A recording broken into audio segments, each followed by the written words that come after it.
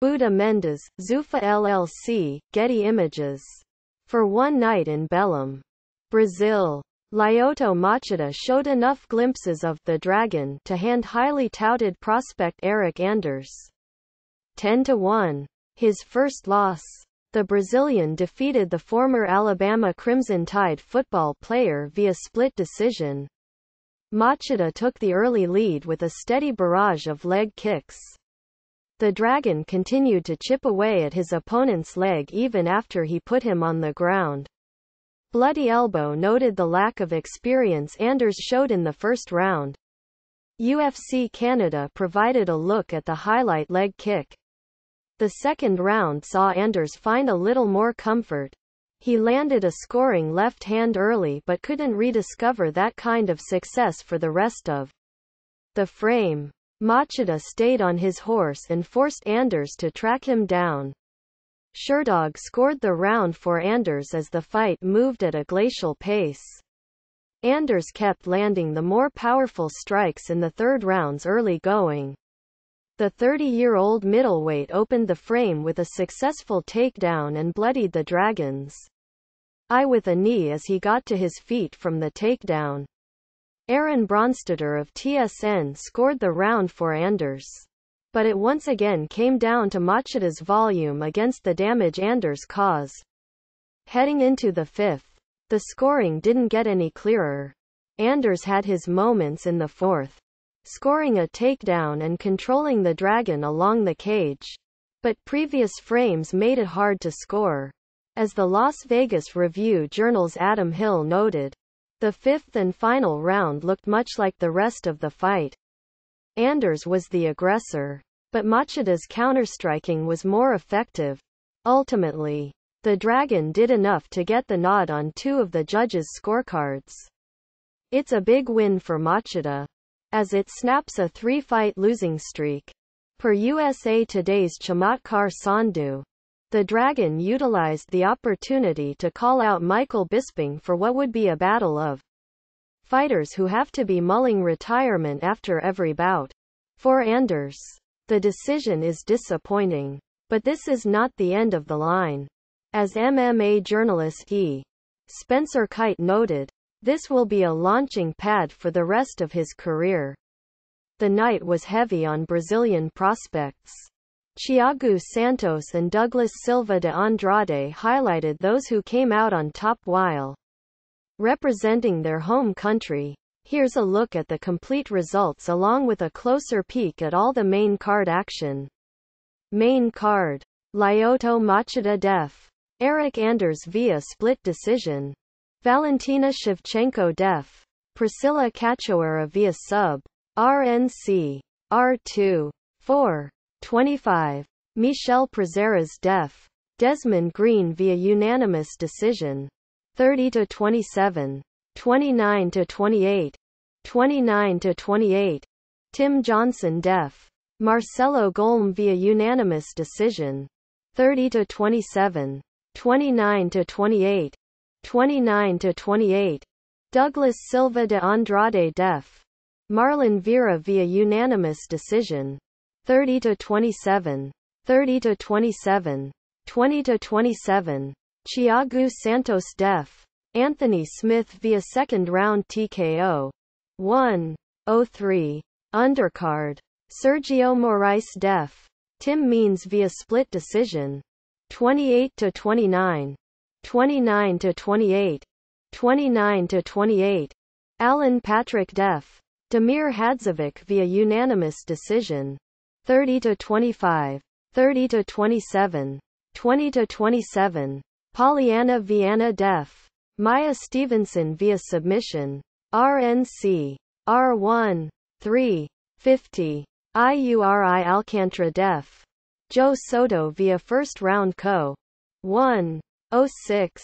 Davison Figueiredo def. Joseph Morales via second round TKO. 4. 34. Valentina Shevchenko vs. Priscilla Cachoeira. Buda Mendes, Zufa LLC, Getty Images. The co-main event provided an opportunity for Valentina Shevchenko to bounce back from her failed bid for the Women's Bantamweight Championship, this time as a flyweight.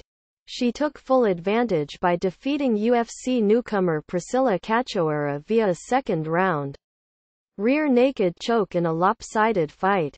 Shevchenko dominated the early exchanges before taking down her opponent and bludgeoning her with an array of elbows and strikes on the ground. Although Cachoeira survived the round, she had nothing to offer the former title contender. The second frame was more of the same, but Shevchenko eventually sunk in a fight-ending rear naked choke. The UFC summed up the bout in a 7-second clip. It was a reminder that even though Shevchenko is a decorated kickboxer and Muay Thai competitor, she is also more than capable of handling herself on the ground. This was an interesting piece of booking, as Shevchenko got a fight to show off her skills against a Brazilian in Brazil. However, she looked phenomenal at 125 pounds. It appears as though UFC's newest division has a legitimate title contender in Shevchenko, and she declared her interest in competing for the belt in her post-fight interview. Michel Prazeres vs. Desmond Green.